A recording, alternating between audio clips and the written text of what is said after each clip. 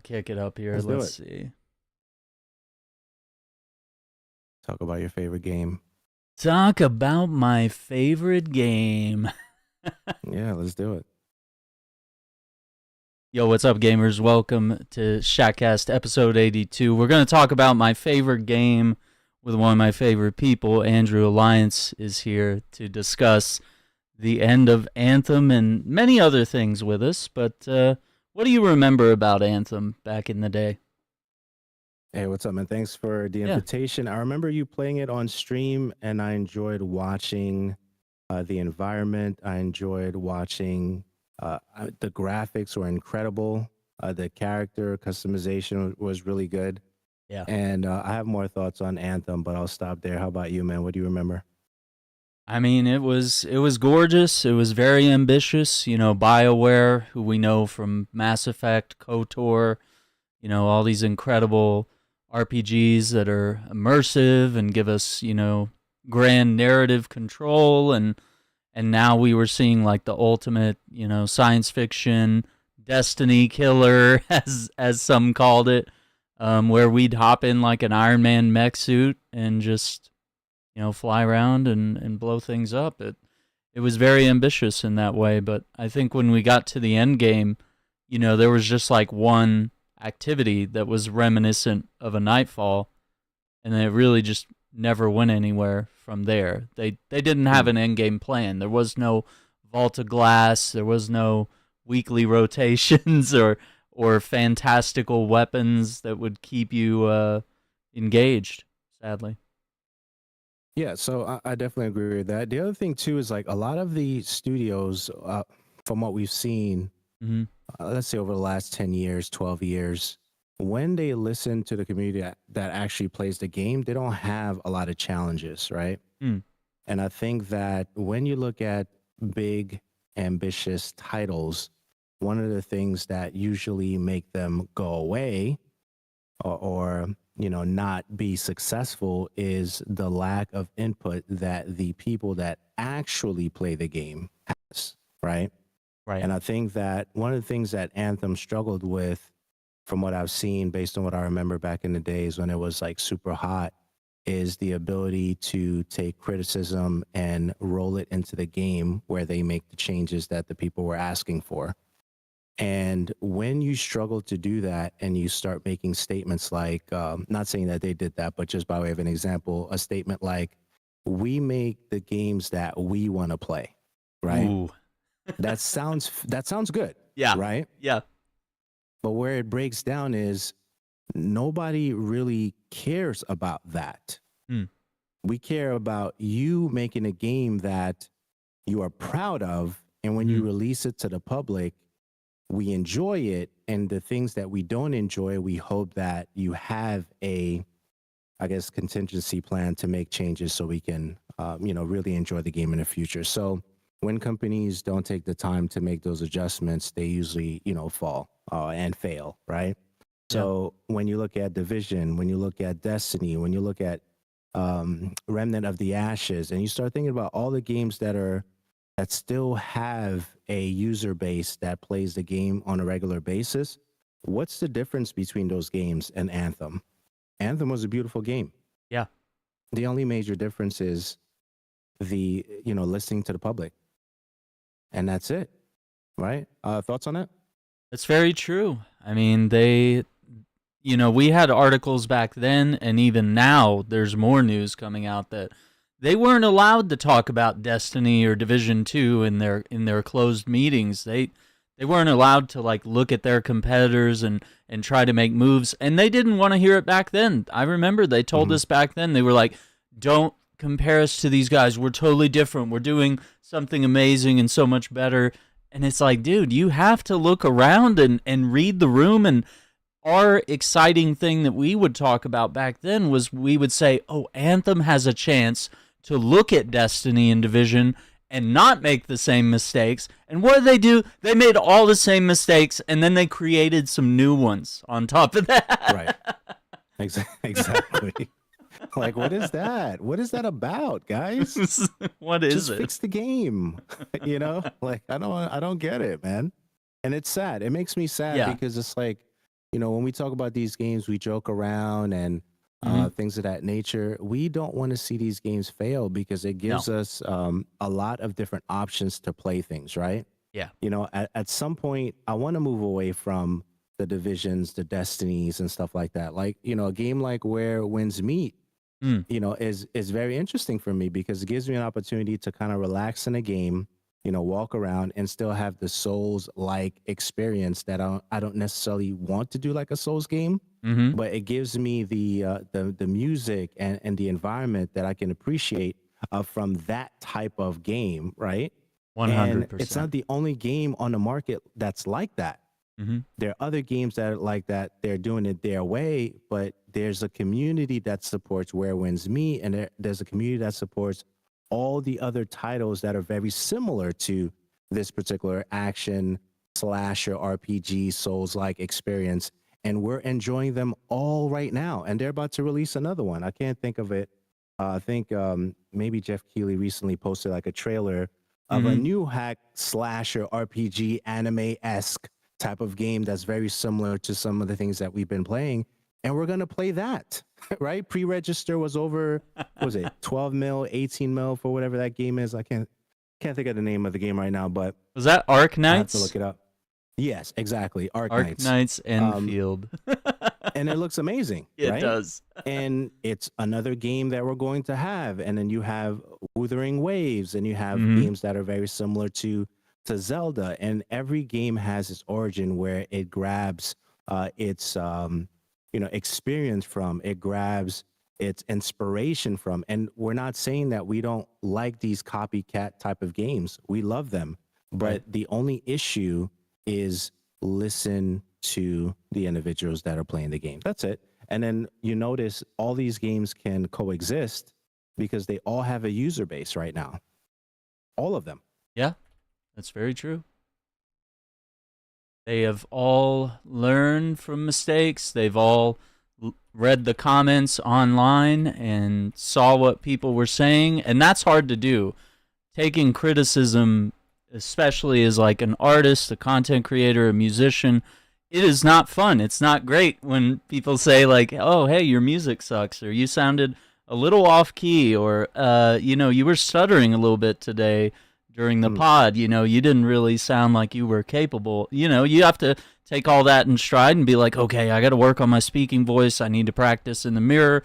Whatever it may be. So these games, sadly with Anthem, they didn't look around, they didn't read the room, they didn't take criticism. They said, "We know best what to do for our game," and now they're not here anymore. And right. I think one thing that's kind of interesting is, I don't know if you saw it, but over the past few weeks there was a bit of revisionist history of Anthem where all of a sudden all the YouTubers were like, "Oh my god, Anthem is amazing. We're going to play it all week and we're going to talk about how great it is and how great it could have been," and almost sort of erase the actual history of like, this was a game that people absolutely like destroyed in that way, Right. with their criticism and stuff. I mean, it was a game people hated, and there is fair reason for all of that criticism and maybe a little bit of hate in that how disappointing it was. But what do you think about sort of this thing that happens? It could be a few months, it could be a few years after a game, and all of a sudden there's like a revisionist history. So another example you might know is with Spider-Man 2.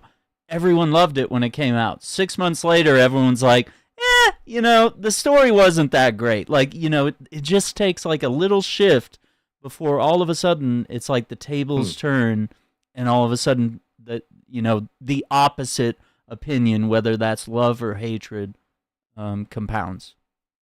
Yeah, so I think it's good for content. I think when a game is currently being celebrated when it first releases, everyone's talking about the game in a positive way, right? Hmm. Depending on how the content creator is connected to the studio, it benefits the content creator to talk about the game in a positive light, Hmm. especially if it's going to drive traffic to the content creator's pages, if you will, whatever those are. Yeah. So I think it benefits the creator in that way, right? So there's money involved. There's, you pay, you play for a couple of hours. You're under contract. You're under NDA. There's Mm-hmm. benefits there for the creator, whoever they may be, right? When a game dies, Mm. there's also a benefit for the creator because they're no longer under any contract or bound by anything to talk about the game in a positive or negative way. Mm-hmm. So at the tail end of the rush of everyone's talking about Anthem right now, we can use that as an example. It is very, very profitable for all of the individuals who are currently talking about Anthem at the tail end of the journey of the game. Mm-hmm. It just makes sense. Why wouldn't you talk about it? Yeah. You know, We're here why talking wouldn't you about. talk?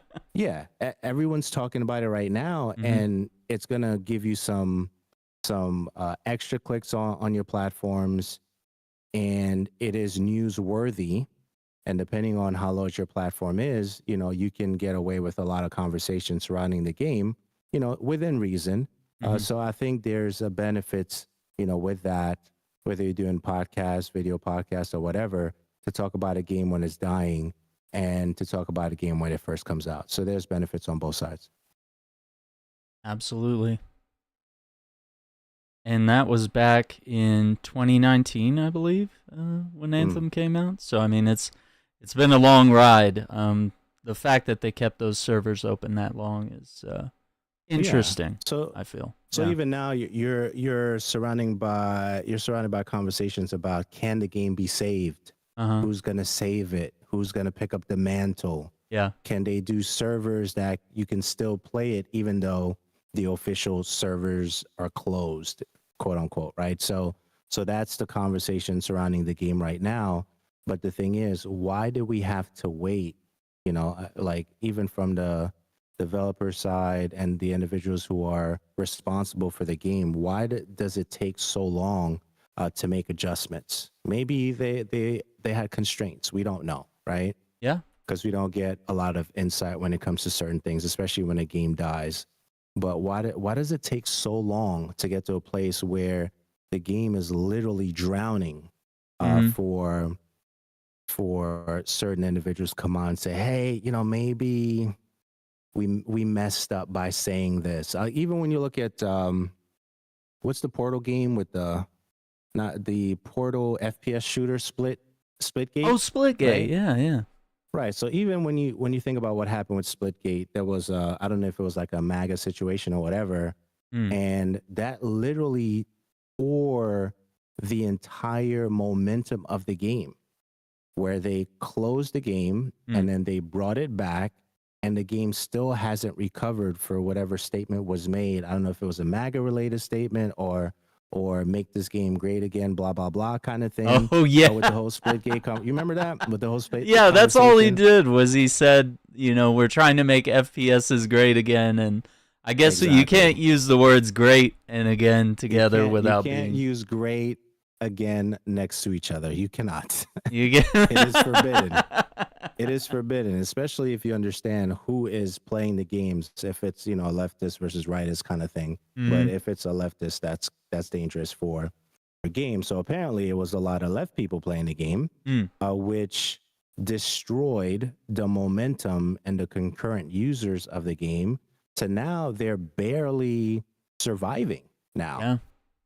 When the playtest, whatever playtest or demo, whatever it was, when it first came out, and everybody was just running to play Splitgate, it is a great game, right? But when you say things, and it's amazing how messaging can easily destroy some of the things that you do. Even when you think about certain FPSs dropping, you know, and the lion's den of like a Call of Duty. No one should drop any FPS, you know, and the lion's den of Call of Duty unless you can compete at that level, you Yeah. know, like a Battlefield or something like that. But outside of that, you don't drop any rinky dink FPS in the middle of Battlefield and Call of Duty and the biggest games of our generation. That's just dumb, right? Who would do that? But we've seen that in the past, right? So I think that messaging is extremely important, Mm-hmm. and listening to your base. I mean, that's really the message here. Messaging is extremely important, and you have to listen to the individuals who actually play your game every single day, on stream, off stream, and, you know, listen to what they have to say. Yeah, what do you think? Because you've sort of mentioned this several times. What you've distinctly sort of said people that actually play your game because Yeah, because that's important. there's That's such a extremely important. distinction there between like people who might make videos about your game or have an opinion online, and maybe they're really loud or popular, or a small minority that just happens to be loud. Like, listen to the actual players and not just Right. the critics that are like, well, from this one article I read this morning, I'm judging this game entirely based on that, with no history of the developers or the studio, or past games or present games, or even just having played what the current game is now, which kind of ties into what I want to talk about briefly with Monster Hunter Wilds. Is Yeah. there has been, for since release for the PC players, there's been optimization issues with Wilds. It's a very beautiful, high performance game, and much like Dragon's Dogma 2 had optimization issues, they're both Capcom games. What they have found out now is that when you're sort of in idle areas, like going to a camp or whatever, it will the game will search and verify how many DLCs you have and which ones you have. And it Mhm. doing that takes up all your CPU and causes frames to start dropping, and it doesn't look good. And so basically what that has boiled down to is, in order for it not to check for all the DLCs, you Right. either need to own all the DLCs, or you need to like install a mod that sort of spoofs the game into saying, "Oh, you've got all the DLCs. I'm not going to run this." So what it is it's just an errant line of code. It's something that can be fixed. It's something that will be fixed, but like it doesn't stop the outrage online of like people that have never played the game, or Of people course. that know nothing about Capcom or the Monster Hunter team, and how much they care about making their games great, and how many months that they have worked to optimize this game. And they have just announced, at the start of this year, they were like, hey, this is the first of our optimization patches. They literally made a roadmap of all the optimization things that they're going to be doing throughout the spring of this year. And the game is starting to flip in its Steam reviews. It was like mostly negative because of the optimization. Now it's starting to go the other way. Of course, this discovery is hindering that, and maybe rightfully so, but it's it's good that they've found, like, that's the problem. You have this. Mhm. We can fix it. So therefore, there are people that are saying like, "Oh my God, they did this on purpose. They're an evil corporation." It's like, guys, come on, man. Like, what do you That's make too of all much, that, man. man? Yeah. I think that whenever a company gives a roadmap, I think it's always good, even if it's in a gray area situation, especially like this, right? Yeah. And I relate everything to Destiny, because I don't play a lot of games. A lot of games that I know about is games that I've actually watched you stream, right? Because I'm not playing Resident Evil.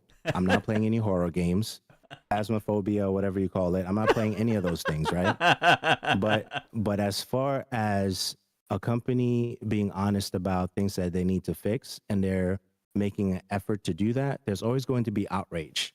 Now, with the thing that you said with the Steam reviews, Hmm. or the conversation surrounding that, there are companies that are saying that the Steam reviews don't necessarily mean anything, and I That was a think that nice that's a one. That way was a to nice kind of flying take one. the heat And the off of the swan. fact that they're not living up to the potential that the user base believe that they can live up to, right? So, for example, if we talk about Splitgate again, Mm-hmm. when people are dogging their game with negative reviews on Steam, companies can say something to the effect of, Steam reviews aren't an exact representation of the experience that you will have when you play our game, or potentially pay content creators to say, this is a great game, guys.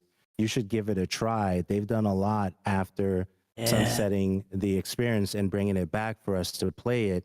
And you can jump right in with the new arena mode, blah, blah, blah. Right. So I think we Yeah. I think Not we've been that. around this cycle Mm. long enough to understand that Mhm. messaging is extremely important. And if the messaging is actually going back to the Monster Hunter, because that's where we're at, Yeah. when Monster Hunter and their messaging, their PR team, is encouraging players to some degree and alerting them that they are doing the best that they can Mhm. for the player base to have an incredible experience with their game, and the team is working tirelessly to make the changes so they can have a smooth experience in the future. Nobody's going to be upset about that, Mhm. Yeah. really. We're just going to wait for those changes to take place. Or when a game gets delayed 80 billion times, nobody gets upset at the team saying something. Hey, the graphics and the experience and the eye candy that you're hoping to see in this game, they're working tirelessly to make that experience happen for you. Not this year, but next year you're gonna get the game because we're gonna delay it one more time. Nobody, you could get mad about that, like, for a couple of minutes. Yeah. But if it's going to be the eye candy that you're waiting for, I think we're gonna experience that and be happy about that on the other side. So I think Monster Hunter is just another example that people will find a way or workaround to do what they need to do while you're fixing it properly. That's what I'm hearing. Yeah, you have to really appreciate the people that turn around mods that fast to sort of address what the devs will eventually have to do on their end. And granted, 100%. it's difficult for them because, they can't just use the mod and be like, "Yep, it's fixed." Like, there are things that they have to do in the infrastructure of their system so that they don't mess up future updates and things like that. So they really have to test and fix things accordingly. So the game has gone from mostly negative to mixed right now. So I kind of expect there to be a bit of a rough patch until they sort all this out. And maybe there's a day where potentially on Steam it's mostly positive. Now you touched on the idea of Before we move on, yeah, before we yeah. move to the next thing, I want to add, I guess, drill down the point again. Helldivers had a situation Yeah. with the PlayStation signing in, blah blah blah, during the Helldivers prime Mhm. stage moment of the game, if you will.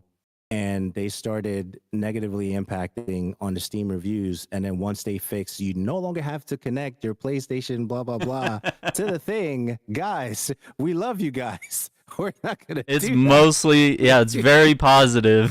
It's very positive now, isn't it? Yeah, Six but go hundred ahead, go ahead. thousand reviews, dude. Like Of that's crazy. course.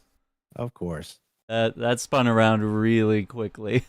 Absolutely. So it's a good example of how public perception can affect things. Review bombing can come into Mm-hmm. play, and you can also have review bombing in sort of a positive aspect where people say good things about a game. So I don't know if you've heard about this, but recently Expedition 33 has been getting review bombed, and Really? I people didn't are hear about doing that so that this game, this Nintendo DS game called Cory in the House. Do you know about Cory in the House? No, talk to me about that. Cory in the House is a spin-off show of the Disney Channel show That's So Raven with Raven Simone from the Cosby Show. Okay. You know, the Of little course. girl. Of course. So her show was she was a psychic at school or whatever and would predict things and all sorts of funny things would happen. Well, her little brother was Cory. So Cory got his own spin-off where I guess he becomes the president or something, and he's like a kid. He's like 10 or less. And so the show's called Cory in the House. They made a Nintendo DS game of it, and I guess it's sort of a meme now that, like, this is the most amazing game and it's high art. And so people are review bombing it in a positive way to bring it up the Metacritic charts, and they're review bombing Expedition 33 so that they can elevate what people believe is truly the greatest game of all time. So Yeah, so I think that's when it goes a little too far. You know what I mean? yeah, Like let's keep it pure, if you will. That particular system. Okay, so even going back to what I said, and it could be a contradiction, whatever. sure. When you're playing a game, and it's fantastic, but yet the reviews are downhill, and then you have individuals encouraging you to play a game, that is fantastic versus the situation that you just shared. I think it kind of messes up the honor that's supposed to be in the system. If the game is trash, the game is trash. But if it's actually good, right, then we have to give it the due that it's due, if you will. But aside from that, I don't like that particular situation that you just shared. Yeah. Because No. it really takes away from the hard work that Expedition 33 put in, right? For all the accolades. Now, this is the individuals that won all the awards at the Game Awards, right? Yeah. Same people? Or Yeah, so okay, people right, are a little exactly. bitter. Yeah. Exactly. So it takes away from that energy and all the accolades and everything that they've worked hard for to get to the stage that they were at. What was it? Small team, very dedicated, passionate, all the things, blah, blah, blah. And then they created an amazing experience that everyone enjoyed. Even though we didn't understand the first song that they played during the Game Awards, we enjoyed the experience that they provided right on stage. We did. Yeah. I did. Yeah. Right. I did. But yeah, I think those things are maybe for fun, maybe not. Time will tell how that plays out, right? Mm-hmm. Also, kind of tying into this issue, High Guard is supposed to come out on the 26th. We haven't heard anything from the devs since its sort of negative reaction that I believe a lot of... Maybe it's just Twitter people. I don't know what it is. That people are mad that it's yet again another character shooter Overwatch style game.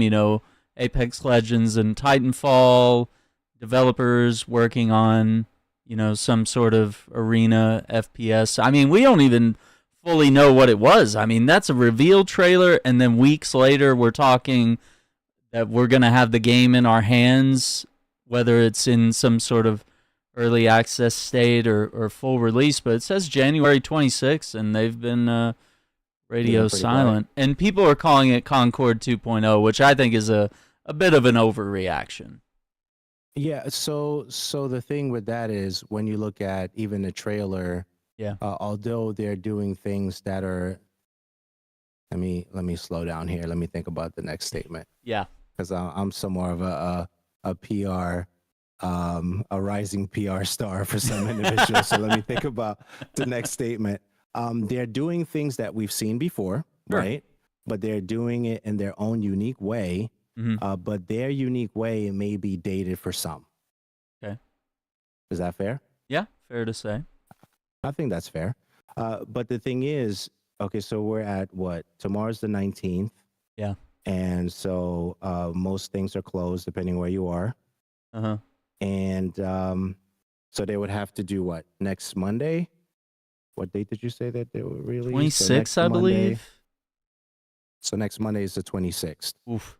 So if we don't get a very, very detailed paragraph on X about the delay by Thursday the 22nd, then we should see the game by the 26th. Because this would be the week that they would say, hey, guys, or Tuesday, right? Tuesday the 20th, because that's when a lot of news pop off. So, hey, guys, we're hard working on the game. We're going to have to push it back another month or whatever, or spring 2026 or whatever. So if we don't see it by Tuesday, then we should see the game by the 26th. That's where we are. And as I shared with you recently, it gives me Paladins vibes. And if there's a McDonald's in the neighborhood and there's no Burger King, you're going to put a Burger King across the street. So people can complain all they want about seeing the same thing over and over again, but we're still seeing the same stores, the same fast food restaurants across the street from each other, because competition is a good thing. So you're going to see that. Very true. I would also argue this game has a lot of artistic style to it that I don't believe Concord had. I think Concord had a bit of a color design issue where they just had characters that looked unappealing with colors that just don't really match with each other, colors that just don't look good together, There are just certain ones that if you blend these colors together, you're going to get sort of an ugly mismatched outfit. I don't know. I have a question for you. Yeah. You played Concord, right? Yeah, very little. Yeah. Okay. So based on what you played, how would you save that game? If you wanted that game to still be here for 2026, what would you do to save it? Well, I think what was interesting was it did sort of have like a middle ground between Overwatch and Destiny type of multiplayer gameplay. It almost had that feel. If you played as the guy with the revolver, it was very. I felt like I had the last word in my hands. Mm-hmm. And of course, you have that secret level episode, which, like, if the game had lived at least that long, you could have had like a push or a surge of new players at that point.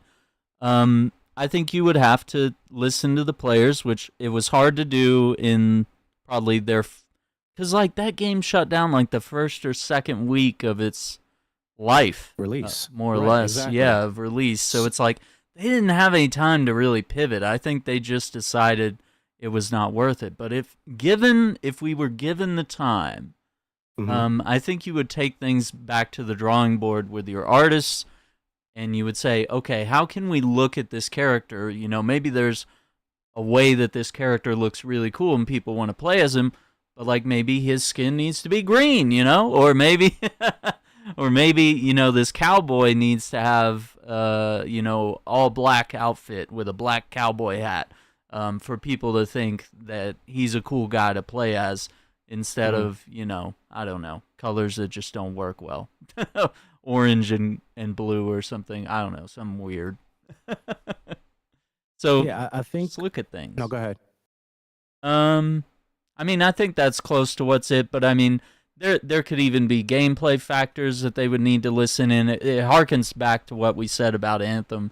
If you're Mm-hmm. not looking at what everyone else is doing in the room and trying to make something better or different and not repeat mistakes of other devs, and if people are complaining about things, you know, you have to sort through the filth and be like, okay, how many of these people are just racist and they're upset that there is a character of a certain race in the game, and they, oh, I don't want my big brute character to be this guy, you know, I want it to be this guy, or I don't want to play as a girl cowboy, I want to be a guy cowboy. Sometimes you got to sort through the stuff like that and sort of Of find the course. middle ground of, you know, what is legitimate critique, what are actionable items, and, you know, what is filth, you know, what do we just need to disregard sometimes.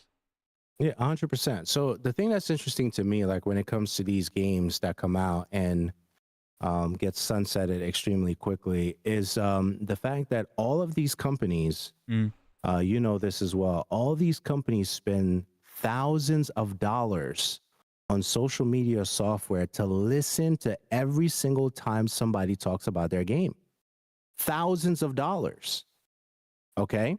So then if you have one, two, three, four PR people online, social media, marketing, blah, blah, blah, listening to everything that's being said about your game in one dashboard, right? They're not going to X and then disappearing and then going to Facebook and then closing that. They have all the social media platforms in one main software, whatever they call it, and they could see everything, all the hashtags that they promote originally from the game, and they're watching the hashtag and everything that's being said about the game, and they could separate it the way they need to separate it to Mm-hmm. present it to the individuals that are going to make changes to the game.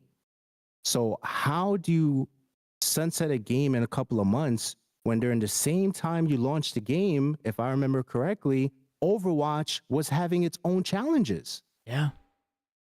Overwatch was literally dying in front of us Mm-hmm. while this game was being prepped to launch. They spent, I think they recently posted the number not too long ago on how much money it took just to make the game, right? Concord. But all that money went out. It was just like, for what? Because we still have games that have been here for like 10 years, 5 years, 7 years, still chugging along. So you mean to tell me none of your social media guru that you hired to listen to the sentiment of your game online couldn't let you know what was being said? So to me, it's like, that's part of the challenge. It's not just developing the game. Concord wasn't necessarily a bad game, Yeah. if we're honest. Yeah. I can agree with It that. wasn't. It wasn't. I think You know what I'm gameplay saying? So wise it's is like, totally fine, and some of the characters look really cool. And that's what I'm saying. So why is Marvel Rivals succeeding then? What's the difference? You see what I'm saying? So it's like there are other games that are on the market that are succeeding that are almost exactly the same cookie cutter type of experience, and we're still playing all of them.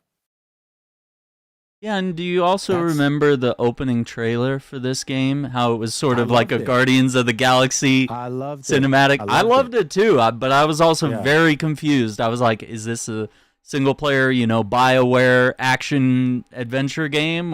And then, Right. later on they were like, oh, by the way, it's a multiplayer, So it was like maybe also your first impression was delivered in a way like that was awesome, is an awesome trailer, but like it sent the wrong message, right? Because you didn't make it clear that, hey, this is another multiplayer shooter, and no one wants to hear that when Overwatch is dying, all these other games are, we're kind of in a fatigue of this genre of games, and you can tell a lot of companies are doing it to make money because, the skins and the characters and the outfits, you can charge for all these things and people eat it up, the loot boxes, all of these things, and players are starting to see the light and get a little sick of it. So maybe it's a little bit of a messaging issue as well. Yeah, could be. So my question to you is, why is Marvel Rivals doing well?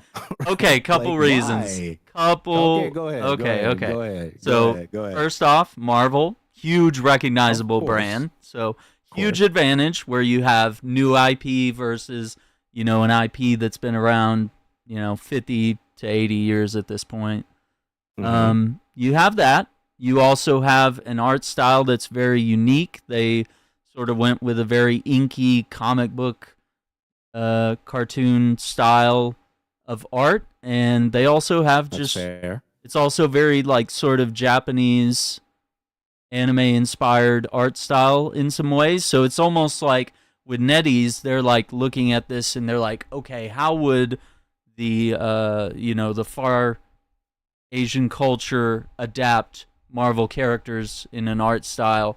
And they did it, and they kind of did that, and then they have all the skins, and also I believe they have a little bit of the Gooner art style in there as well. You have Rogue in the bikini, you got so they're sort of, they know their audience. They're like, listen, that's fair. All the guys are very muscular. All the women are very voluptuous. It's very true. Our comic book heroes, idolize a very perfect human form of, peak muscular perfection, all these things. So it also makes it where a lot of the characters are very appealing to play as. They are idols of ours that we enjoy their personalities and their powers and stuff like that, and they did a really good job balancing characters, and that's an art where that constantly has to be iterated as you introduce more and more characters.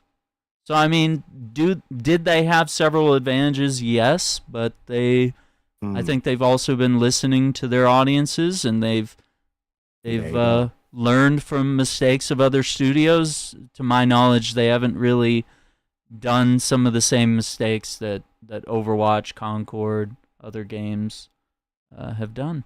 I think they've had a relatively smooth thing, and they're about to introduce Deadpool as their newest Exactly. And that's the thing. It's like, we do not want any game not to do well. So I want to be clear. Yeah. This is not the podcast where we're trashing on games that are no longer here. But we have to look at all the games that are season 6, 7, 8, 9 in to their journey. Why are they still here? They're still here because they're following what works. Mm-hmm. And they're looking at everybody else, be like, "Ooh, I like what they did there. I'm going to borrow that. Right? And put it in our ecosystem, right? And all these games are doing the same thing. And if they can't do that, they'll be like, oh, you know what? I think it'd be good if we actually did a collaboration. Oh, wait a minute, Star Wars. That always works. Let's do Ooh. that. Right? Like, come on. And I think that's where we are, and we have so many different options. And every time you look at the list of the games that have a lot of user base, it's usually a game that says shooter game, Mhm. fighting game, sometimes free to play at times, right? RPG, Souls like. We're hearing the same type of thing over and over again, unless you're doing a definitive edition of something. Ooh, Mhm. that's nice. Ooh, I need that, right? Unless that's coming out, but everything else is the same thing, and we love it. We're eating it up, man. 100%. Now it does sort of tap into some of the other things we wanted to talk about was what's going on with the division. We have several different news things. You like what I did there? You like what Yeah, I that did was there? a smooth. You set it up. I knocked it out of the park. There you go. That Home run, was baby. crazy, man. So yeah, the Division 1, the first game, is having a bit of a sort of remastered experience that is going to be put out there, Mhm. and then Division 2 is going to have something that I think gamers who were either sort of upset that the Division ended up being this sort of bullet spongy experience where we expected from other Tom Clancy games this to be a very realistic, headshots or instant deaths, maybe 3 shots to the body and you're out. We were used Mhm. to that sort of thing, but in looter shooter land, we sort of have RPG-esque mechanics where we have weapons, we have characters, we're sort of gearing up and role playing and all these various things. Um, Mm.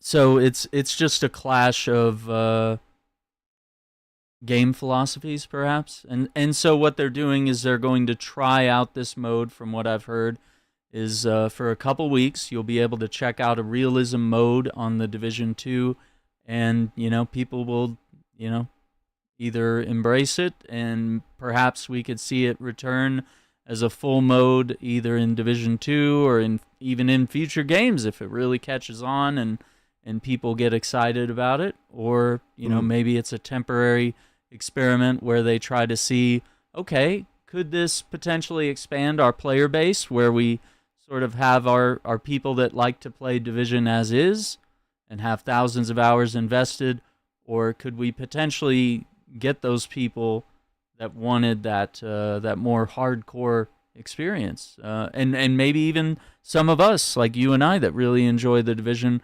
would enjoy loading up that mode and testing our skills in that way as well. What do you Yeah, think? I love that game.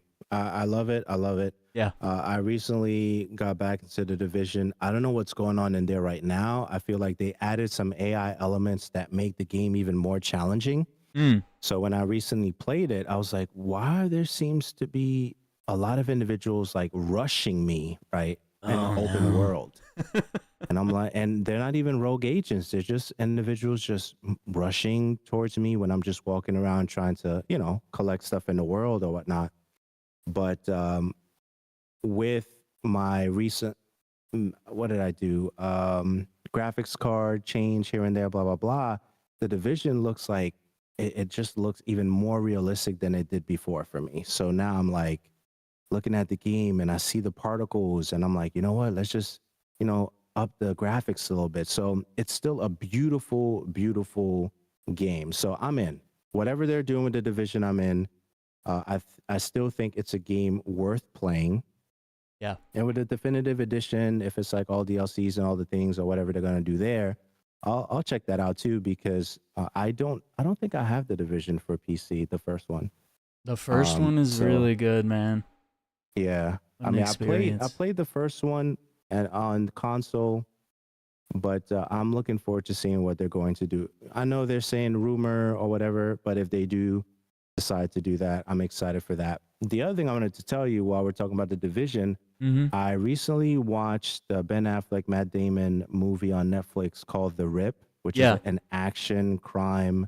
If you have not seen it yet, I recommend you watch it ASAP because a lot of elements of that particular movie, from the score to the way they shot the movie, felt like a Division thing that could be done. Ooh. Yeah, exactly. So I was watching, I was like, the way they filmed it, the cinematography, and the score and the action. I was like, if the Division team decided to do film or something episodic, they can really do well with this inspiration of a format, if you will, from that particular movie. Go see it. It's really good. If you listen to podcasts, they recently, I think they're doing rounds of interviews. I'm not going to plug anybody here, but Ben Affleck, Matt Damon podcast, just go on YouTube and then you'll see whoever comes up. But they're really talking about, their life experiences as friends, as well as doing movies together, and even the recent movie, The Rip, which is on Netflix. Bro, I think you should watch it. So there's that. They did, I think it was with the first game, they did like some live action shorts. I think they did like a live action movie that's on Amazon, but that's unrelated, but it was really cool. Yeah. Division is definitely worth playing if you have not played it yet. It's still good. It's still really good, and it holds up really well, and there's a very active community still supporting that game, so you won't be alone. Very exciting. Unless you go into the dark zone, you might be alone. You might be alone. You might be alone in there, because they will make sure they take all your stuff. So be careful in there. Take all your stuff. Oh, poor Division. Anything else you got that's happening in the gaming tech world? All that? No, man. Just excited for spring. Just excited for this year, man. I just have this this excitement and my system about this year. I think there's gonna be some great things this year, just for gaming and just for life in general, man. I'm just very, very excited. And I know you asked, about my trip, recently. It was amazing with the family. Yeah. And we're still looking at pictures. I'll send you some pictures, man, of me getting gas in Germany and just doing just random things in the world over there. That's awesome. It's definitely, it was a good trip with me and my family for sure, man. Much needed. All that time away gives you a lot of perspective as well, Absolutely.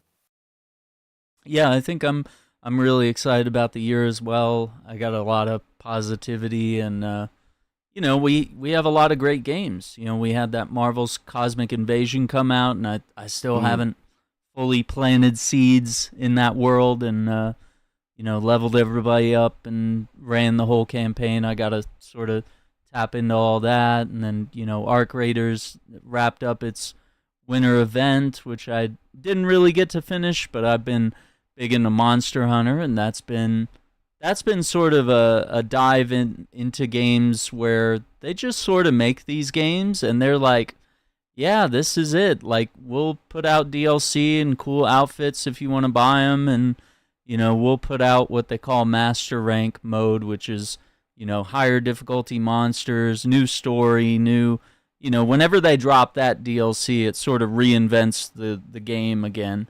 So it was really refreshing kind of playing through these games that are feature complete and are, they're not like overly monetized. They're not these live service games that are going to, disappear someday, as we're seeing with Anthem. Also, New World Eternum from Amazon. Yeah. That one's being shut down. Destiny is not exactly. I saw that. That's crazy. Yeah, it really is, and it's scary because you sort of invest a lot of time and have a lot of adventures with people, and we sort of imagine in our minds that these worlds will be around forever, but reality eventually hits us, and we realize that some of these games, some of these moments are fleeting. So it was kind of refreshing to me to go back to like play various Monster Hunter games. World is from 2018. I've been playing Rise from 2021, and then, of course, Wild's the latest one. And it's just like there's a player base in every single one, and they are all fully energized. Same with Division, same with Destiny, even in the state that the games in with the player base, even with a really good Star Wars expansion that I think is really cool and a lot of fun. Right. And I think it's a story that really presents something both refreshing but also familiar in a way. It sort of reminds us of the older villains that we had in Destiny that were truly, fearsome and set the stakes really high. I'm just excited seeing more games like that in Space Marine, where these are games that are just solid and they are going to be there forever because there's no online server to pull the plug and then all the money that you've spent, all the time you've spent is totally useless. So I think that's an interesting conversation that we're going to probably be having a lot at the start of this year as various games shut down, and in the future as we start to see more and more live service games. Inevitably, right? Because you said it's like it's like a Burger King and McDonald's. There's always going to be a Warframe to every Destiny and Division. That's and right. Whatever else. Yeah, like even this year, looking forward to Gears of War E-Day. Pretty excited about that, and of course the Halo that we're supposed to be getting. So there's a lot of things that are exciting for gaming this year, and I'm sure we can do like some co-op and the Gears of War E-Day once that launches. And there's so much good stuff still happening in the game industry. And then the other thing I want to say too is like when it comes to like people moving away from certain jobs or getting laid off and all the things that we see year after year and the industry, it's tough, but we just hope that these individuals bounce back really, really quickly because they have so much to offer because of the different teams that they've been on, and of course legends that pass away that has given us so many good games, whether it's Apex Legends or things of that nature. We just honor the individuals who have made some quote unquote sacrifices and risks in business to launch some of the games that we still enjoy today. So just wanted to share that. That's really important. I know I don't think we talked about it on the pod, but about Vince Zampella passing away, and him being so prominent in the world of Call of Duty and in starting Respawn Entertainment, and just his impact on the first-person shooters that we've played, since GoldenEye, that were inspired by GoldenEye to this very day. We definitely have to think that. Absolutely. So many great ones. I saw someone's ears perk up in the chat because you mentioned Halo and Gears co-op. So yeah, 100%, man. Those are legendary games, and we're back. Yeah, they are back. Awesome. They're always around. They're totally back, and they're circling back around to get a whole new generation of people on the ground floor into Halo. What is it called? Campaign Evolved and Gears of War E-Day, which will be a prequel to the original Gears of War. So it's kind of like, hey, you don't really have to play the whole series. You could just jump in at this game and then go into Gears 1 if you wanted to, Absolutely. So there's a lot to look forward to this year for sure. Yeah, and that's what's exciting for me. There's a lot of new games to look forward to, and I still have a nice healthy backlog of games that we're still exploring and games from the past that you can hop into. I'm doing a lot of retro gaming this year, and I'm excited for that. I think that brings a lot of new possibilities. I think last thing I'm going to bring up is, and it sort of sums up a little something we talked about before the show. I'm not going to brag too much, but we were just sort of ad-libbing. We're like, yeah, you want to do something Sunday? Yeah, we could do that. Hey, you busy right now? Yeah, man, I could hop on. Let me have some dinner. And then like literally in like 5-6 minutes, I threw together a thumbnail, kicked up, all the assets ready for a stream. And then you were like, hey, man, whenever you're ready, give me a call. Fired off a few tweets, but like the ability that both of us have to be able to spin out a podcast episode on a whim like this, and be able to talk about the issues that we have and sort of pile together some topics. Not that that doesn't require any work or talent or investment there, but just the ability to be able to spin that out so quickly and also provide some intelligent viewpoints and not just sort of vomit something out. You think it takes talent to do this? What do you mean? I just started yesterday. It What doesn't do you take talent. mean? I started today. Yeah. This is my first podcast ever. First ever. Wow. Wow. Yeah. Aren't you impressed? Incredibly impressed. I've never heard this guy anywhere else online for hundreds of man. episodes. I've never heard of the show Radio. Definitely head over there and check out Andrew Alliance, man. No, But yeah, appreciated. I want to do one last thing as I was talking about sort of the content creator thing. I was looking at analytics and numbers and trying to figure out like what to do in the new year and what things need to pivot. And as challenges come in life, oftentimes we go from being full-time content creators to part-time, and other times, you know, we completely vanish from our channels and go and do things out in the real world and handle things with family and all things like that. I just want to talk about sort of what it's like to balance all those things, all the struggles, and knowing, looking at your analytics and knowing what to do next and what to react to. I don't think either one of us are the kind of people that really freak out about analytics. I don't think either one of us have called each other at 3 a.m. saying, "Hey man, my numbers are down. This latest video, it's all over for me, man." Right.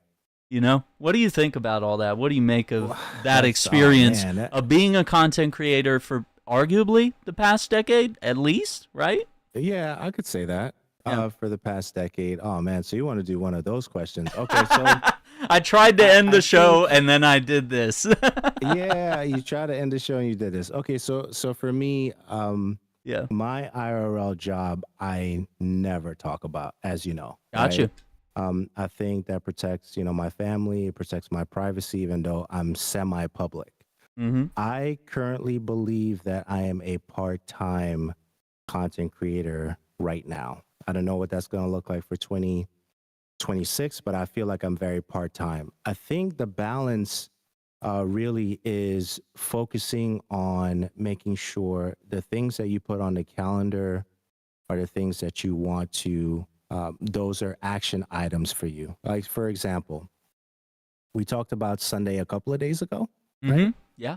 And on my way back, from church and, spending time with my wife, I was like, oh, you know what? I said, I got to check on Aaron because I know Aaron and I said, we're going to, get on the mic and do a couple of things today. So it was already on my calendar to collaborate and have the conversation with you. I think that you have to be intentional. So that's a good word. You have to be intentional about your week and your calendar and the people that you hang out with. And that's extremely important. The reason I say that is because if the individuals that you're hanging out with, they're taken away from the goals and the things that you have set for this year, then you have to cut these individuals off in such a way where it buys back, quote unquote, your time, right? So I think that's extremely important. So the balancing is not really so much like the balancing beam that we usually see or that icon is really removing things that aren't adding any value or moving you forward at all, and some of the things that you're trying to achieve, right? So for me, last year I wanted to make sure the 48 Laws of Divine Wealth was released, right? Yeah. My latest book. So I had to cut off anything that wasn't serving that goal, right? And that involves people asking me to go out to hang out or maybe watch a basketball game at a friend's house or anything that would hinder me from moving forward and putting those things together. So I think that that's one thing that you have to do. Be intentional. The other thing is you have to get to a place where you don't care about the analytics. You're only focused about what you're doing in front of you, right? So for me, Yeah, I have a couple of tabs open on my monitor based on the things that were talked about, or as you were saying something, I thought about Gears, so I just Googled Gears real quick so I can just have the name and not say the name, improperly. So you have to be in the moment of what you're doing. That's what's important because the audience knows when you're not fully checked in. Mm-hmm. So if you're doing a stream just to do the stream, but you're not fully checked in the stream, your chat knows that. Ooh. So now you have to recalibrate on what exactly are you doing the thing for? Are you doing it because you want to see the numbers? I think everybody wants to see the numbers. They want to see the money. Don't get me wrong. I'm not like naive, okay, when it comes to that. But yes, we want to see that. But what actually brings that is the effort that they're seeing that you are fully engaged in what you're producing. So if you're not fully engaged in what you're producing, you can't necessarily expect them to be fully engaged, right? Mm-hmm. Because at the core of it, yes, you're creating content. You have the ability to do that because of all the wonderful tools and technology that we have now, and AI and all the things that we have at our disposal. But you still have to be engaged with the process. You still have to love the fundamentals of what we do. It's not just turning on the mics and turning on the YouTube, creating the thumbnails and all those things. And those things, a lot of folks don't even want to do that. Yeah. But the fact that you are curating an experience for your audience and your people, and they know that you're putting effort into that, they're going to support that. So you have to be intentional. You have to be fully engaged. And then at the end of the day, you have to get to a point where you don't care about if it's one person viewing, 10 people viewing. You have to get to a place where you don't care about that. Because for example, I'll say this. So the work that I do involves a lot of negotiation, right? Yeah.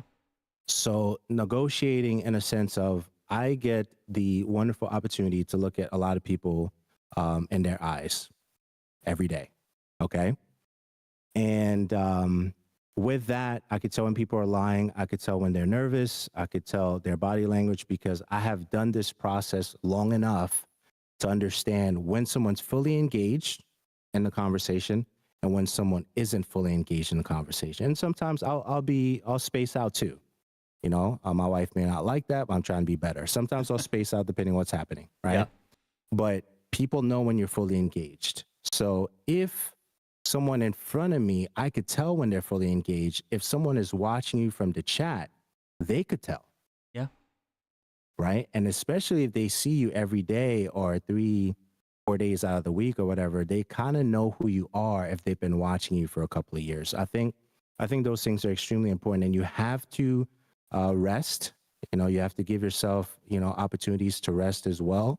As much as you want to create content every day, give individuals the opportunity to miss you or miss your presence, right?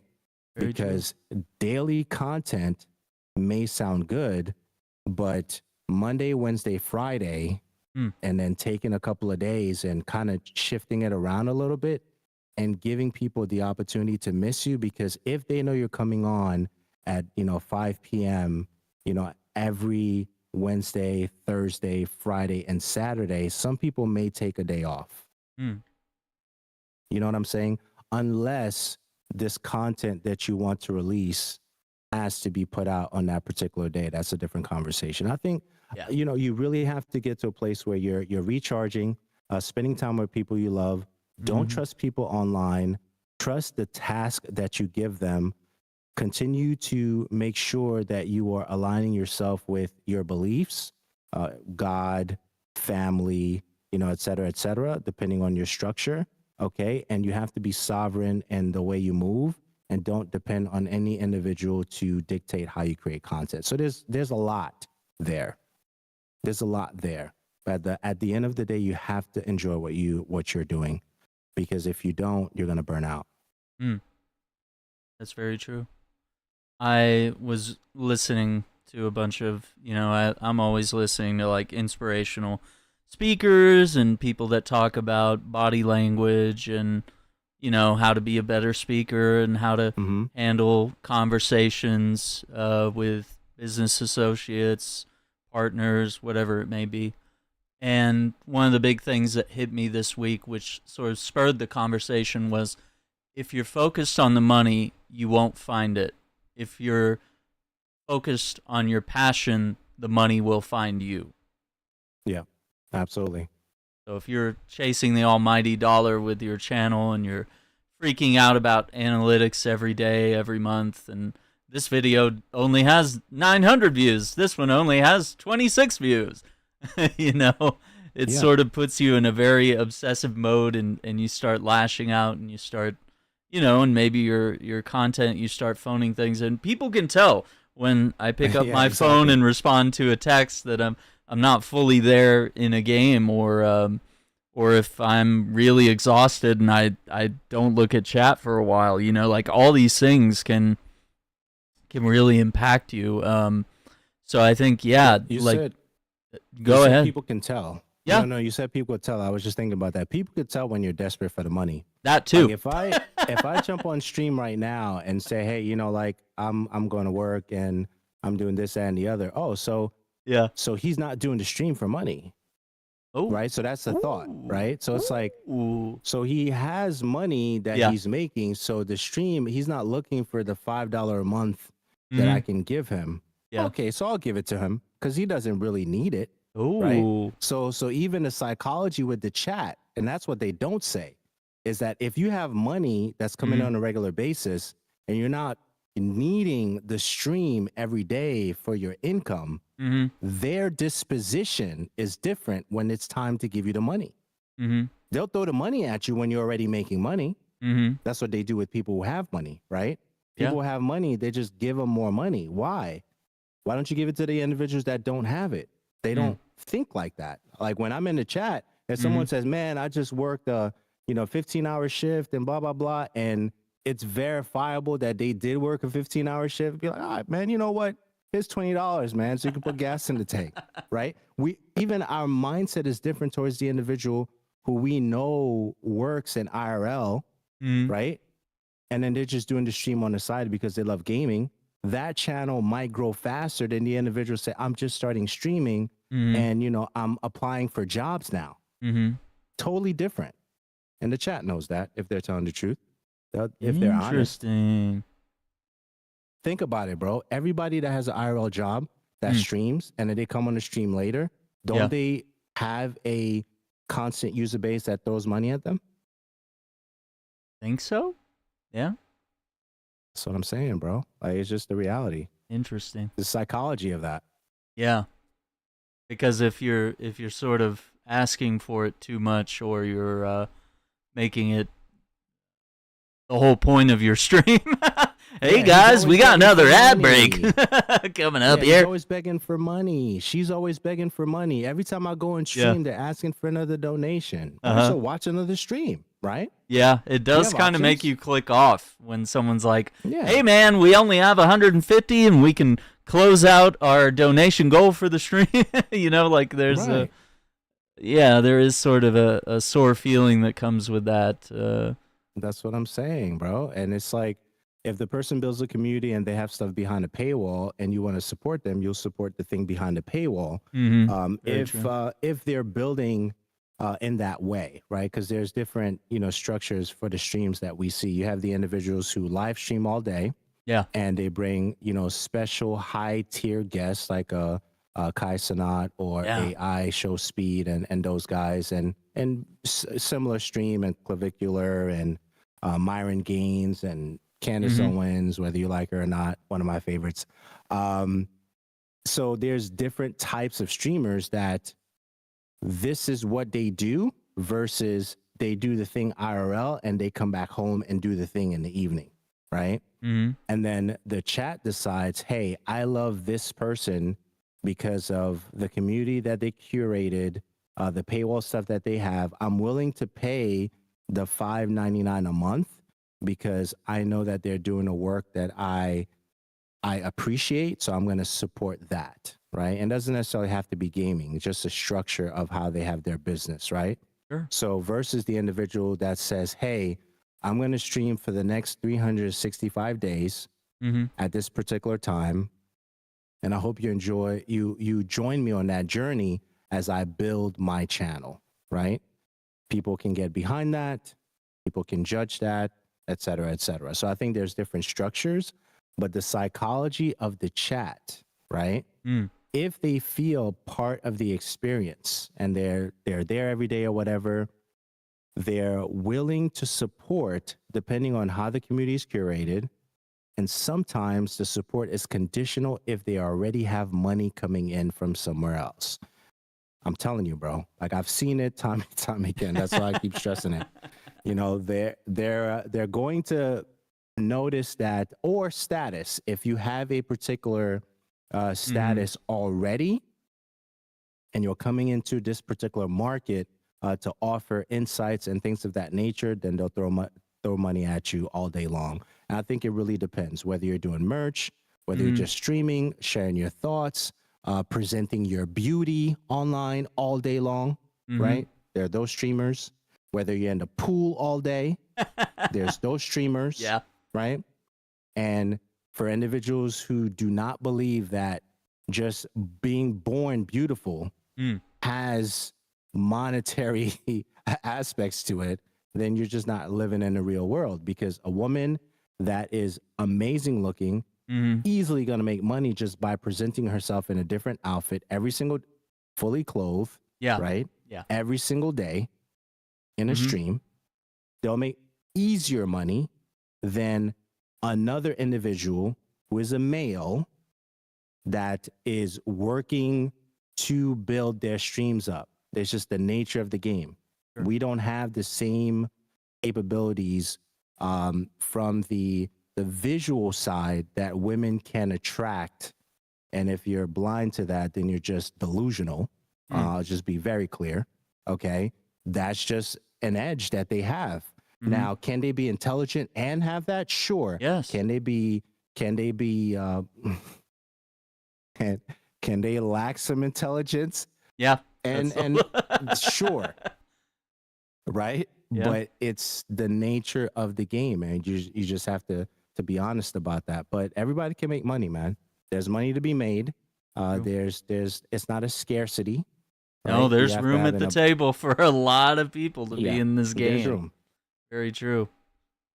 Yeah, there's room, and you can't make excuses. Hard work still, is something that you should do. Work hard, hone your craft, be honest, keep your name clean, if you can do that, because a good name will get you far.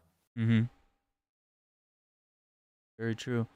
I think that all sort of ties into the passion will show through with pretty much everything you've described there, is that your authenticity, your honesty, and if you're in it for the passion and you are sort of, in a way, creating a movement with your chat, that, hey, I'm 100%. building this channel up, or hey, I'm, we're here to stick it to the man for whatever the purpose is of your channel, or I'm here to show you arts and crafts, or I'm here to have conversations with great people about great things, or whatever. I'm here to teach you how to do this or that. I just think what I'm looking at was, I was sort of reassessing, and I was like, okay, does my actual passion for gaming show when I'm just sitting there playing games for like 8 hours? Sometimes yes, sometimes no. Sometimes I'm just here and I'm answering questions, or we're chatting, or we're laughing, or we're just having fun little moments in a game. So I was like, how do you get that to show through? How do I, with all the resources I have retro gaming consoles, I've, a lot of games, a lot of consoles from every time period. I could really find a way to harness my passion for gaming. I could find a way to, I have to sort of awaken that within myself. I have to dive in and be like, okay, well, what is it that is the passion for gaming? Because you're not, like, you have thousands of videos on the channel, but like, it's only the compilation of all of them that would show people you have a passion for gaming. It's not that someone could click on any one video and then instantly sort of know that about you, if that makes sense. So that's where I'm struggling with. In this new year, I want to sort of open that up, and I want to do it partially through retro gaming, but I also want to see if it's just maybe it's just the way I shift everything in how I speak or how my short form content comes across. Maybe the script needs to have like a hook, or I need to like Mm. talk about something or have my videos revolve around something that sort of awakens that nostalgia we all have, and not in a way to like hook people for money and be like, "Ha, don't you miss the good old days for Right. 1999?" You know, it's like, like, but really sort of transcend that and connect with people that love games as much as I do. Yeah, I think the thing that you should consider is just testing a format and see how your base responds to it. Yeah, And what I mean by that is if your content is mostly, not saying it is, but sure. if your streams are 2 3 hours 4 hours, then maybe there's a particular topic you're passionate about. You know what? I'd be curious to see Mm, if you did a video with an Anthem clip that you already have mm, that's 8 minutes or less, and you're just talking about your passion for Anthem while your own gameplay is being played with a dope thumbnail, and mm. then test stuff like that. Interesting. Why not? Why not? You have the gameplay already, I do. right? You're cutting 8 minutes, 10 minutes. 8 to 10 minutes can get you 1 or 2 ads in there. The internet runs on ads, It does. unfortunately. I'm sorry. No, it Okay. does. It just is. All right. That's just the nature of where we are. All Sure. right. So then you take a 8 10 minute clip and be like, man, I remember when I used to play Anthem, and this game, was so incredible, and everything that I expected from this genre. This is it right here. What happened to this? And then you just go into your raw emotional Mm, feeling about a game that you loved that's no longer here. There's nothing wrong with that. yeah. 8 minutes, 10 minutes, 5 6 minutes, whatever. Yeah. And then you share that, and then it is a brutal, honest moment of you ranting about a game that you really enjoyed that we can't play anymore. Oof. There's nothing wrong with that. You know what I'm saying? So I think that we have to consider, testing different things. And what if that video gets 1,500, 4,000 views? Yeah. What now? Then you have to be like, oh, Oh. oh. Now, how do I do that again? Yeah. Right, exactly. Do it with another game, or do it with a trendy topic. I know current trend surfing or whatever they call it, some people love it, some people hate it, but Sure. if your channel is a mix of your passion for games Mm-hmm. and you want to find different ways to show that, you can show it in 10 minutes or less. Very true. So it's not necessarily about a traffic thing anymore, that you're waiting for the engagement of the chat to prompt you to get to the topic. You're giving the topic at the top of the video, because Mhm. you're going to give them 10 minutes of you ranting about something you enjoyed. We Yeah. see that all over the internet. We watch it all the time. Very true. So it's like, whether I eat a burger at a diner or eat a burger at McDonald's, I'm going to have a burger sooner or later. Mm-hmm. You see what I'm saying? And then the world still loves rant videos. They still love reaction videos. They still love live streams. They still love interviews with two big faces on a thumbnail. Right. They still love those things. Those things are not going away. Businesses are being built by those type of channels right now. The internet interview, long form, reaction videos, rant videos, explanation videos, my take videos, whatever you want to call them. Like, the internet is being built, well, I should say YouTube specifically, Sure. by videos of those individuals showcasing either their extemporaneous capability to share information, their real-time wordplay of sorts when it comes to the content that they're producing. And you can do that. You know the game, you know the industry, you've been in there long enough for you to talk about something that you spent a lot of time playing, or even previous podcasts that you talked about Anthem. Yeah. So the content and the conversation is there. And I'm just using Anthem as an example. There's other games that you play, the Great Batmans example, of the but world, yeah. Zelda, Monster Hunter. Like, I mean, you can go down the list of those things, but it's the courage to step out, Mm-hmm. right? Because there are things that we want to do, but we just need that push, right? And you don't necessarily need permission to do it, No. you know?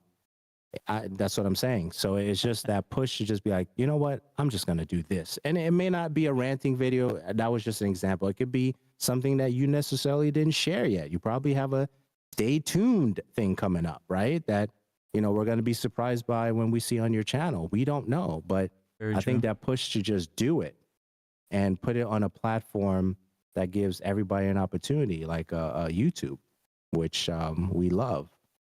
I think it's something that you should do, man. I like that. I really like that idea, and it could spur other ideas off of that.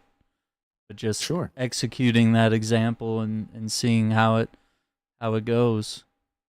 Because I do have a lot of Anthem gameplay. I was just looking, and I have hours on top of hours That's of. what I'm saying. It's crazy, and it, we talked about for a good amount of time today. There's definitely a lot of passion and a lot that I could dive in and talk about and distill into a way that people would enjoy hearing about it. Whereas it's a little hard to find that if someone asks me during an 8-hour live stream how I feel about Anthem. It's like, how do I even, you have to like pick that part out with tweezers, and it still wouldn't hit as hard as a dedicated video tailored around the subject. And then, yeah, like you said, maybe it spurs me to talk about Zelda or Destiny or whatever, Monster Hunter, all these things.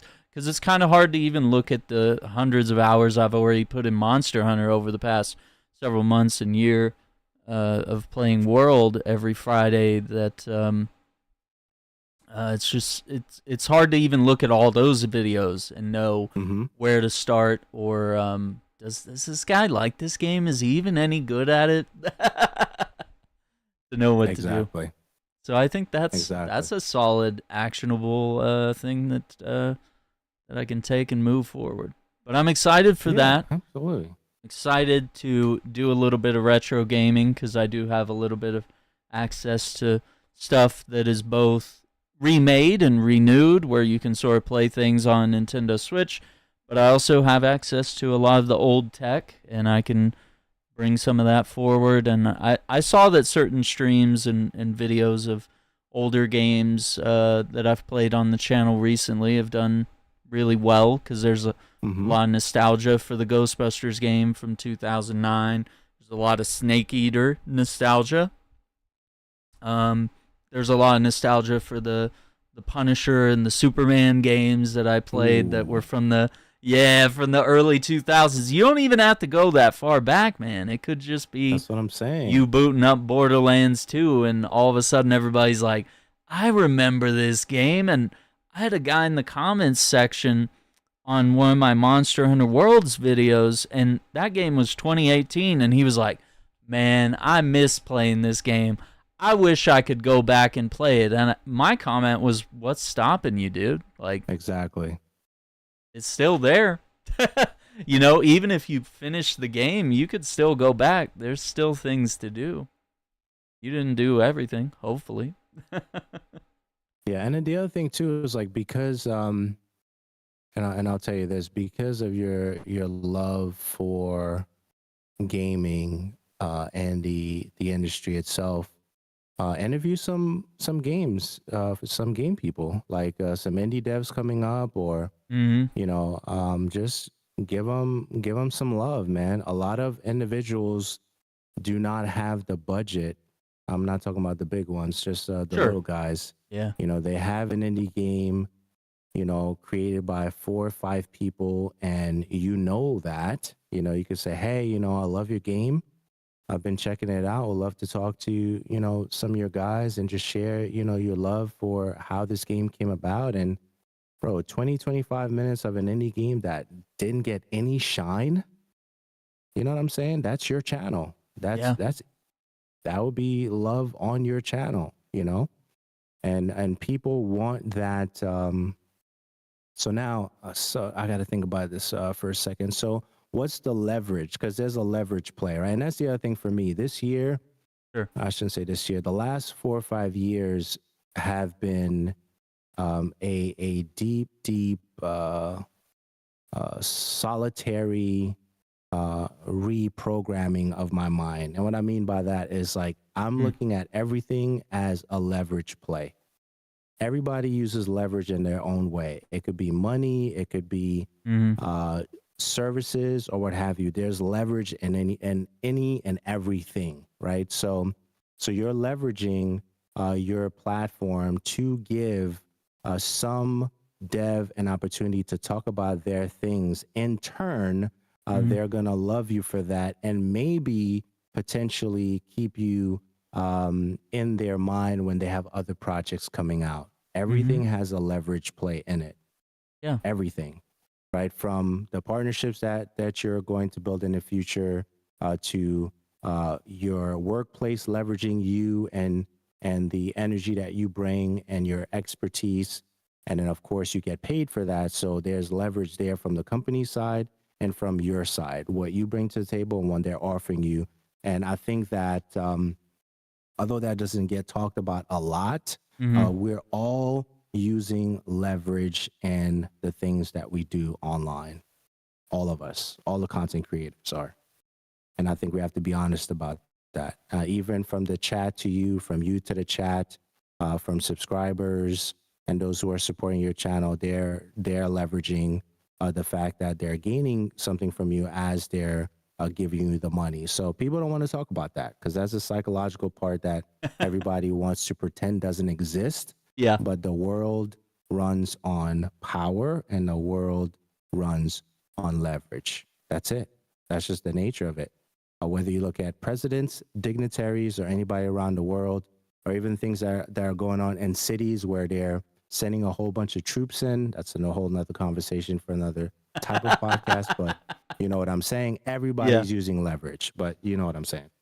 And it's not necessarily in a negative or monetary fashion. What the example you brought up was like, it was literally, hey, I'm spotlighting you on my channel to talk about your latest game, and maybe it's only 100 views, or maybe it's 1,000, or maybe it's more, but that is a leverage point where it's not necessarily that I'm demanding a copy of the game or money.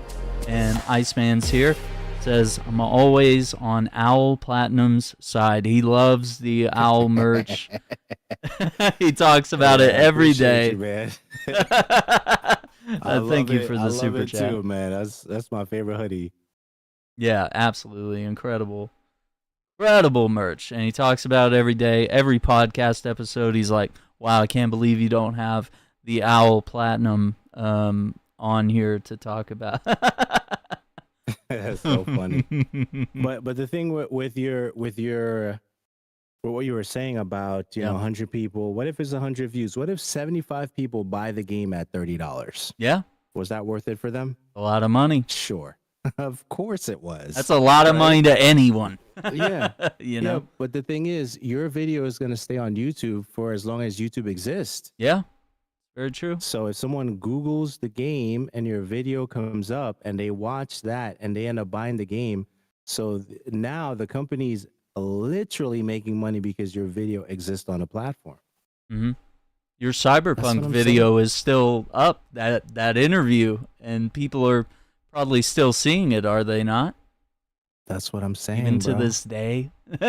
Even years later, that the game is complete and the final expansion has been released, but yet anytime someone Googles that or looks it up on YouTube, they're gonna, who is this guy?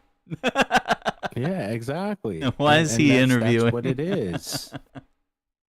That's what it is, man. And I think that we have an opportunity to really help the individuals that are small studios, mid-sized studios, and it gets to a point where they want you to have a certain number Hmm. on your platform to even give you an opportunity, right? Yeah. 10K 10K has been subscribers. the one, and it's very That's the one. frustrating for me. Right. 10K subscribers, but you're on your way. So, Yeah, you get 10K subscribers, you know what's going to happen? They're going to reach out to you and you're going to decide if you want to have that content on your channel. So that's it's the very other, it true. becomes the other way. So they're waiting for you to get 10K. It's almost stating that, yeah, once you get there, we'll talk, right? We'll talk. But when you get there, you don't talk. They call you, right? That's Oh, what that would be a happens. nice day. That would be good. Bro, they start reaching out to you via email and they, Yeah. talk about, I love your content and we see what you're doing and we'd love, an opportunity for you to speak to one of our devs who's doing this, that, and the other. They're Hmm. 25 years experience in the business. We see the emails. We've seen them, right? Yeah. And they just, released this thing and they're making their rounds right now, speaking about this topic, that topic, that topic. That's what they're proficient in. We'd love an opportunity for you to sit down with them. We've seen those emails. It's Interesting. just that's just what it is, man. So they're like, okay, so once you get to 10K, we'll talk to you. Hmm. But when you're reaching out at 7K, they're Yeah, like, we're not going to give you any time of day. that hurts. Okay, well that's fair, It but is. at Yeah. 7K, someone else is going to give you the time of day while you're building the channel to get to 10K. And when you Hmm. get to 10K, 12K, they're like, oh, by the way, Aaron Shack, we love your content. Because so now you have something that they feel that they can leverage on Mm. their side because they want the views for the thing that they just dropped like 2 weeks ago. And they may not be tracking like they thought it would be tracking because of all the negative reviews on Steam. Yeah. So now they need you to kind of save them. Very true. That's just the nature of the game, man. We have to play the game. We have to pretend that we don't understand the game and then play it and then just, get the, what is it, the fruit for your labor kind of thing, that kind of vibe. Yeah. But they know what YouTube provides as a platform. It is an infinite resource. Once you create that video, Hmm. unless you take it down for something crazy or a lawsuit or something that came up, Yeah. that video is going to benefit them for as long YouTube is in existence. That's good So press forever, that's potentially. what I'm saying. Yeah. That's what I'm saying. And they know that. That's interesting because that you tapped into a lot of things that I was sort of mulling over was, being at 6.2K and just it's like I know I'm going to get there eventually. It's inevitable. I'm not stopping. I'm not giving up. You can't give up when you're mining for gold and the gold is on the other side of the rocks. You just don't know it. Right. So you do want to keep going and so I know I'm getting there inevitably.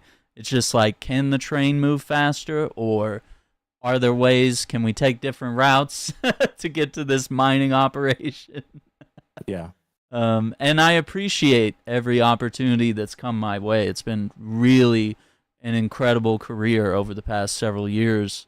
Even the last 5 years has been incredible. Just looking back, because I keep a list on the website of like companies and games that I've promoted, so that people can sort of see like, hey, he's worked with this brand, he's promoted this game. Because it can be a lot to just try to rifle through my channel and figure out, is this guy a good fit? Right. And just seeing some of the brands and some of the names that I worked with over the years, even at as small a number as I was at that time, or as small a number I'm at now, which is, 6.2K is nothing to laugh at, dude. That's a massive like concert hall full of people, that you're able to speak to. And not everyone's 100%. watching every video, so it's in reality it's a little different. But nevertheless, you have the eyes and ears of quite a bit of people there. No, absolutely, man. It's you're working hard to build something that a lot of individuals have already consumed and enjoyed because you play some games that we probably haven't seen in a while, right? And I Yeah. think you pride yourself in going back through the retro catalog and really enjoy it, with a new perspective because it's been a while since we've seen some of those games. So, I mean, shout outs to you, man, because you're grinding, you're putting in the work, and I think that it's just one of those things where discipline will keep you going when the emotional honeymoon is over, right? And Oh, I think yeah. that a lot of the things that we do, whether it's a podcast every week or when we churn something out, people don't realize how much discipline it takes to do that because you're doing a process that's perfunctory in nature, right? Mhm. And as you're doing this particular process, you're like, you do wonder if people are listening. I'm not saying that, Yeah. No. I don't go through that, Fair. but I'm not doing it for people to listen. I'm Mm. doing it because I like the sound of my voice. And at the same time, I need you to hear it. Right? That's Listen, just I it. really like myself. I'm You know pretty what I'm good. saying? I There need has you to to be a hear little bit of this. ego in A this hundred type of percent. art. Yeah. In A this hundred type of percent. work. That's why we do it. Yeah, music, content creation, podcasting, it all requires personalities. You do have to sort of put your ego out there and take the hits, Sure. take the lumps that society is going to throw your way, the trolls, the critics, and of course that your own people, your fans, the people that enjoy your stuff are going to 100%. come your way and have things to say, both positive and negative. That's pretty cool. 100%, bro. A little bit of ego in there. You gotta have it, man. Yeah, that is really helpful. Is there anything that you're attempting to try this year that you're excited or stressed about or unsure about in your work? I think I'm excited about refocusing where all my content lives. Yeah. Okay. So I'm going to like put everything in one place. So when I'm promoting it, I'm just promoting it with one link. So I think Mm. I'm in the process of restructuring that. I'm excited to continue recording, podcasts Mm-hmm. and just getting just getting back into recording because I know I took a mini break last year, but I really want to get back into the flow of recording podcasts again because I love it. Frankly, I'm trying to figure out if I love the psychology of the game Mm. more than the game. I think it's a little bit of both, but I don't know who's winning right now. So I think that I realize that when I'm talking about podcasts in general and recording them, Uh-huh. it sounds like I'm talking more about the psychology of the game itself, not necessarily graphics, sound, or the typical things that we talk about when it comes to podcasts. I'm actually talking about why we do the things that we do. Why do we keep playing the same games? We talk about the McDonald's and the blah blah blah across the street. But in short, I'm excited to restructure how I present things online, and Mm. definitely excited for podcasts for sure. I think that is a good teaser for our next conversation. I think it ought to be something involving the two of us are playing a game, and that could be whatever game you want it to be.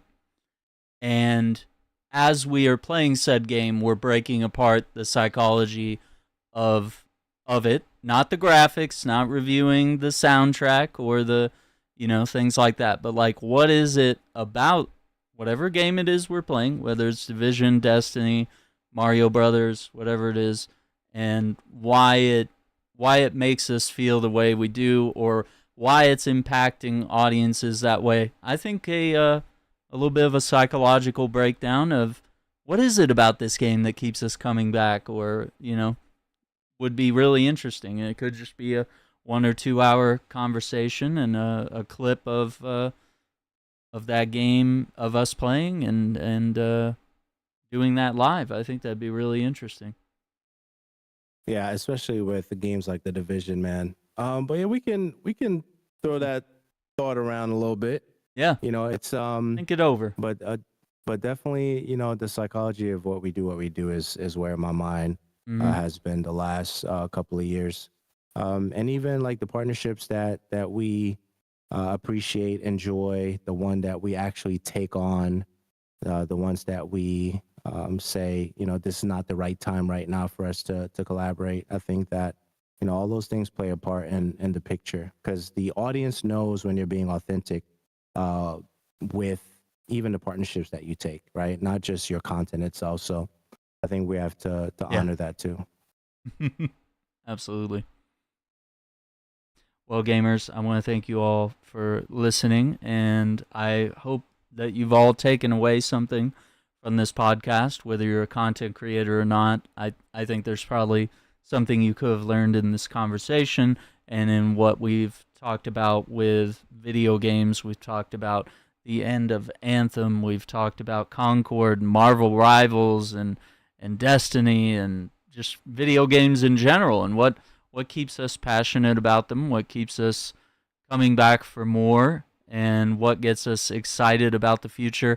I think it's inevitable that we do that type of conversation in January. It's always the new year, new me, or people setting goals for the gym or their businesses, or reevaluating our lives, or trying to see plan family vacations, try to figure out how we can take time off or save up money to go here or there and do things. So we're all planning out things respectively. And we want to thank Andrew Alliance, also known as Owl Platinum, for being a guest today on the podcast. It's always lovely having you here. Tell everyone about what you do and where people can find you. Sure. I'm a content creator. You can find me at andrewalliance.me. Once again, that's andrewalliance.me. Thanks, man. Thanks for having me. Anytime, anytime. So thank you all for watching. Take care, be safe, have a good night, and we'll see you on the next one. Bye.